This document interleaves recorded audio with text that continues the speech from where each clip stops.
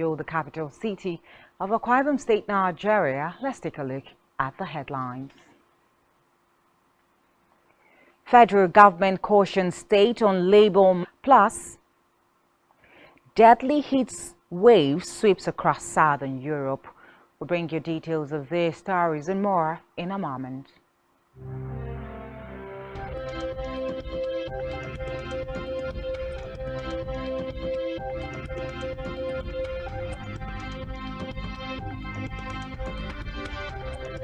Very good afternoon to you, and many thanks for joining us once again on the news at 12. First in the news this afternoon, as from the national scene, where the federal government has cautioned state governments to be mindful of deliberations of labor matters, as issues of labor are on the exclusive legislative list that is strictly for the federal government. The Permanent Secretary, Federal Ministry of the National Labour Advisory Council meeting in Uyo, Daju, said that it was worrisome to see state governments establish ministries and departments of labour and implement guidelines and policies parallel to those developed by the federal government, stressing that with the removal of the petrol subsidy, there was a need to make a conscious effort to align the minimum wage with the current economic realities in line with international standards. The ministry's commitment to improving and strengthening the council within the available resources. Federal government, through the Ministry of Interior, has commenced the review of the draft handbook on citizenship administration in Nigeria. This was as the ministry reportedly did. Ministry of Interior Oluwatoyin Akinlade, in a statement, disclosed that the government was reacting to speculations on the social media that the ongoing review of the draft handbook on citizenship administration in Nigeria would be implemented to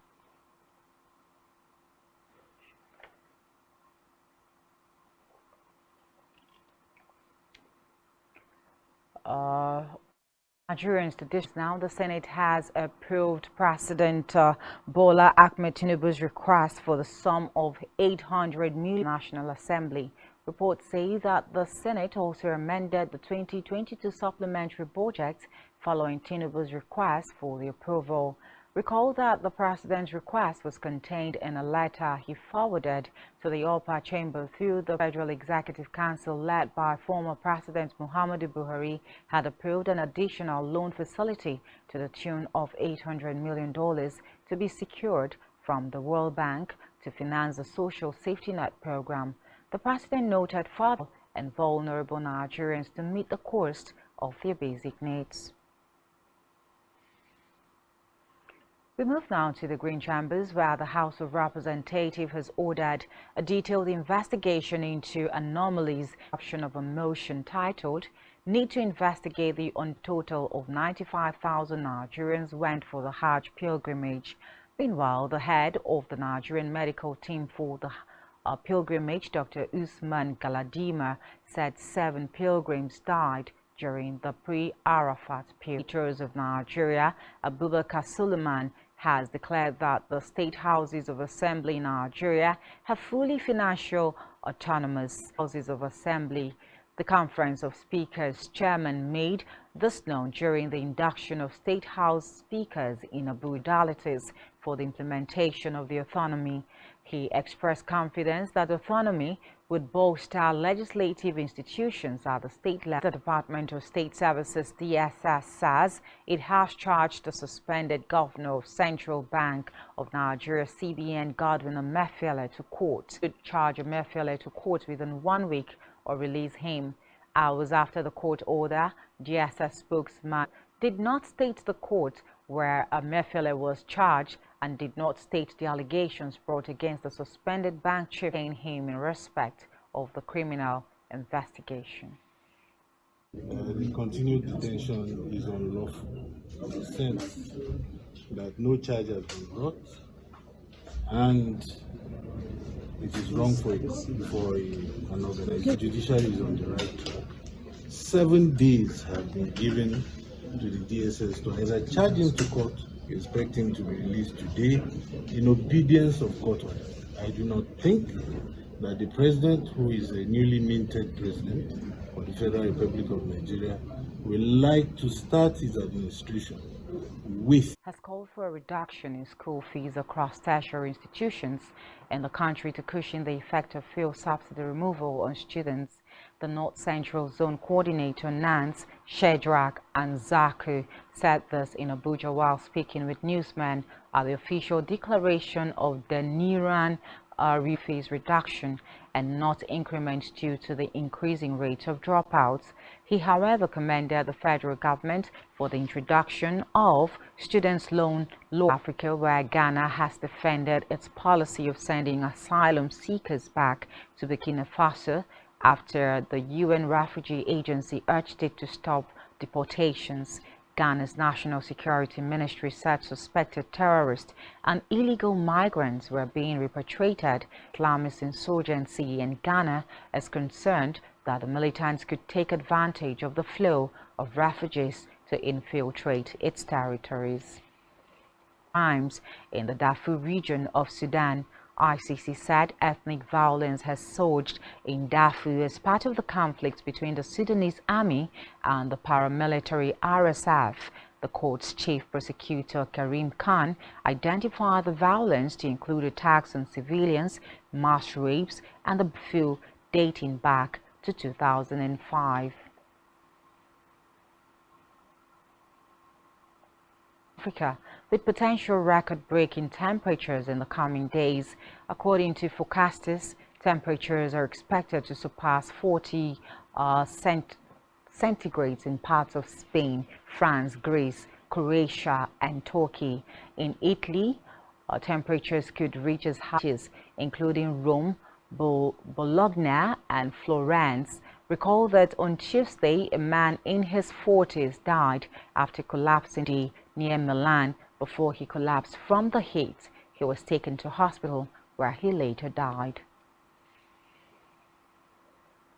And still on the foreign scene now, Ukraine regional official Mykola Lukashuk says a Russian drone strike on the southern Ukrainian city of Kharkiv today has been damaged in the attack, and a 56-year-old man was injured.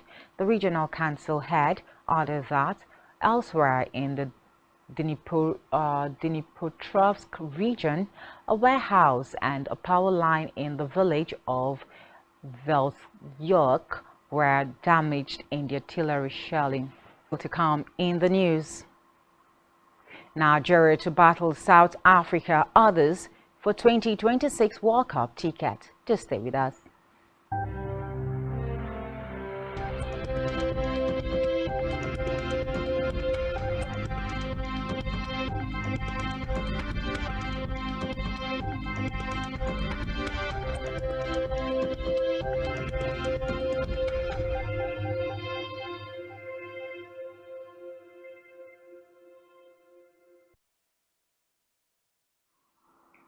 Many thanks for still being there. Now to the rest of the stories. In business, that foreign investments to the manufacturing sector dropped by $36 million in the first quarter of 2022.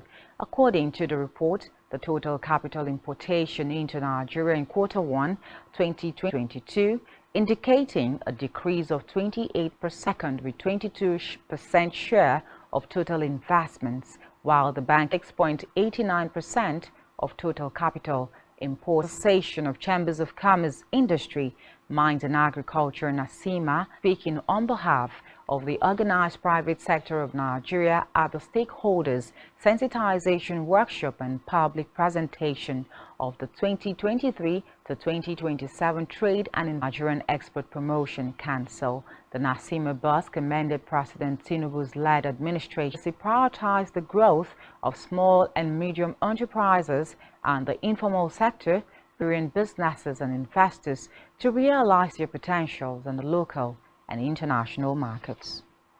IARC has declared that as part a press statement made available to aspartame as possible carcinoma to secular carcinoma, which is a type of 40 milligrams per kilogram of a person's body weight. According to reports, aspartame is an artificial sweetener, gelatin, ice cream, dairy products such as yogurts, breakfast cereals, toothpaste, and medications such as cough drops. Institute of Medical Research, Yaba, Lagos, Dr. Oluwagbe, the list of African countries selected to benefit from the malaria rollout, impact complementary and alternative medicine, biochemistry, and increase the malaria burden if Nigeria from the 18 million doses of the first ever RIP.